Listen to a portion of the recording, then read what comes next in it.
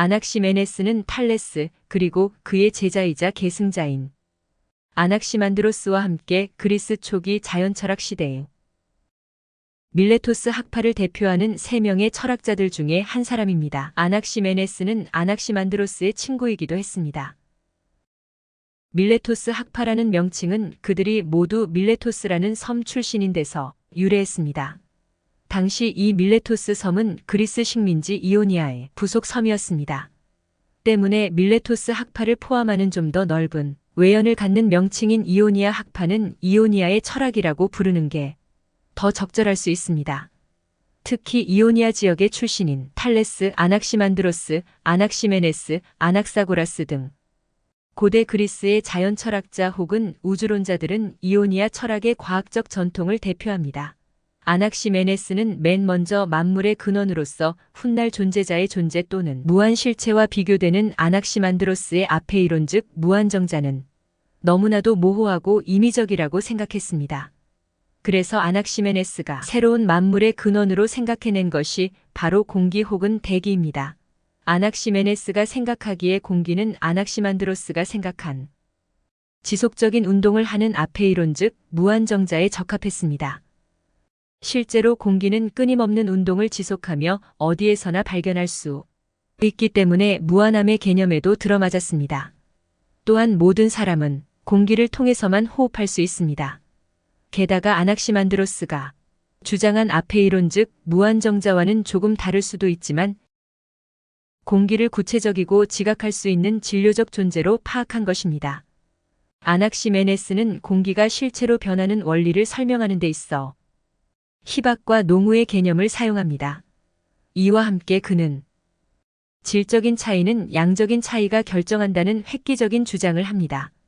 공기는 팽창하면서 희박해지는데 희박은 온기를 불러들여 불이 되며 또 수축하면 농후해지는데 이것은 바람을 만들고 더 지속되면 물 그 다음엔 땅이 되며 그 마지막 형태는 암석이라고 주장했습니다.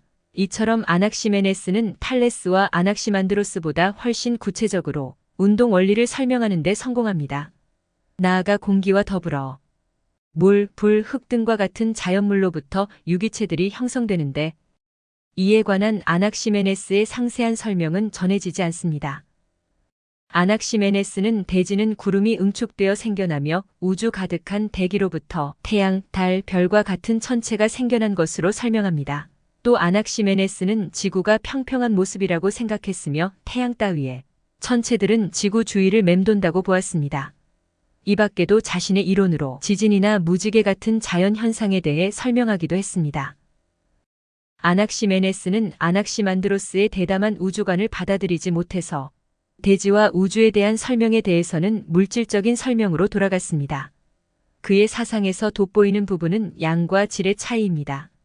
말하자면 불, 물, 흙과 같은 물질과 차갑다, 뜨겁다 같은 속성을 분리해서 구별했습니다.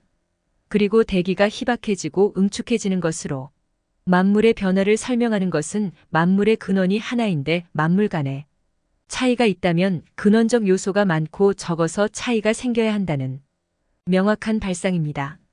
아낙시메네스는 제한이 없는 공기가 희박하게 되고 혹은 농후하게 되어 만물이 생겼다고 하면서 공기로 된 우리의 영혼이 우리의 생명을 보존하듯이 미풍이 전 세계를 감싸고 있다라고 말하기도 했습니다. 이렇듯 탈레스와 아낙시만드로스와 마찬가지로 아낙시메네스 또한 만물의 근원으로서 공기를 생명이 있는 것, 운동 변화하는 것, 생명적 활동이 있는 것으로 파악하고 있습니다. 인간과 자연 모든 것이 살아있는 것이며 같은 원리에 의해서 생멸 변화, 이합 집산하는 것으로 보고 있는 것입니다. 그렇다면 우리는 이렇게 물을 수 있습니다. 그와 같은 공기는 무엇으로부터 그리고 어떻게 생겨난 것일까? 최초의 존재 즉 아르케가 공기나 대기 같은 것일 수 있을까?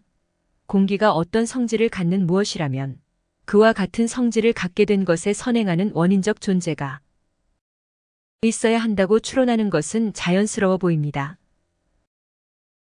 현대 과학의 관점에서도 아낙시메네스의 이론은 상당히 치밀하게 고안된 것임을 알 수 있습니다. 오늘날 공기는 지구를 둘러싸고 있는 기체로서 18세기에 이르러서야 산소와 질소의 혼합물임을 알게 됩니다. 즉, 공기 자체는 물질을 구성하는 기본 원소는 아닌 것입니다. 그런데 구름과 같은 물체와 특별히 구분하지 않았던 아낙시메네스의 공기는 성운 또는 성무와 같은 구름과 같은 존재로 간주할 수 있으며, 따라서 이러한 구름은 별을 생성케 하며 또 별을 구성하는 일부라 할 수 있는 성간 물질과 수소로 이루어져 있습니다. 은하계 역시 기본적으로 성간 물질, 암흑 물질 등이 중력에 의해 뭉친 거대한 천체라 할 수 있습니다. 은하들 안에 존재하는 두꺼운 가스 구름들이 별들을 생성해낸 것입니다. 아낙시메네스의 언어로 표현하면 공기는 태양과 같은 별만이 아니라 우주에 존재하는 모든 별들을 생성한 원천이라 할 수 있습니다. 또 그 별들 중에 하나인 지구에서 또한 생명체가 생겨난 것입니다. 우리가 살고 있는 태양계는 우리 은하의 가장자리에 위치해 있습니다. 이렇게 생각해보면 아낙시메네스가 만물의 근원을 공기나 대기 혹은 구름과 같은 진료적 존재로 파악한 것은 대단한 탁견이 아닐 수 없습니다. 아무런 과학적 장비나 도구도 없이 그 시대에 이르기까지 전해진 축적된 경험과 합리적 사고와 추론의 근거에서 말입니다. 아낙시메네스의 철학에 대해서 전해오는 다음과 같은 기록들이 있습니다. 에우리스트라토스의 아들이자 밀레토스 사람인 아낙시메네스는 공기를 존재하는 것들의 근원이라고 주장했다. 왜냐하면 이것에서 모든 것들이 생겨나서 다시 그것으로 분해되기 때문이다. 공기인 우리의 영혼이 우리들을 결속해주는 것처럼 바람과 공기는 세계 전체를 또한 감싸고 있다고 그는 말한다. 여기서 공기와 바람은 같은 뜻으로 언급됩니다. 공기는 모든 것의 유일한 근원으로서 무한정하다. 이 공기는 비물체에 가깝다. 그리고 이것의 유출에 의해서 우리가 생겨나기 때문에 그것은 무한할 수밖에 없고 결코 바닥나는 일이 없으므로 또한 풍부할 수밖에 없다.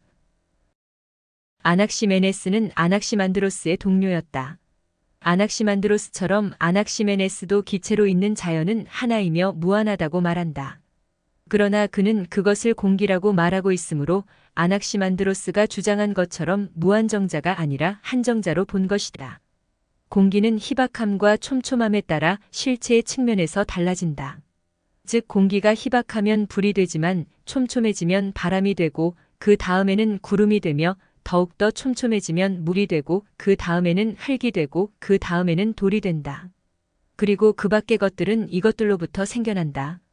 한편 그도 운동을 영원한 것으로 놓았으며 이 운동으로 인해서 변화가 또한 생겨난다.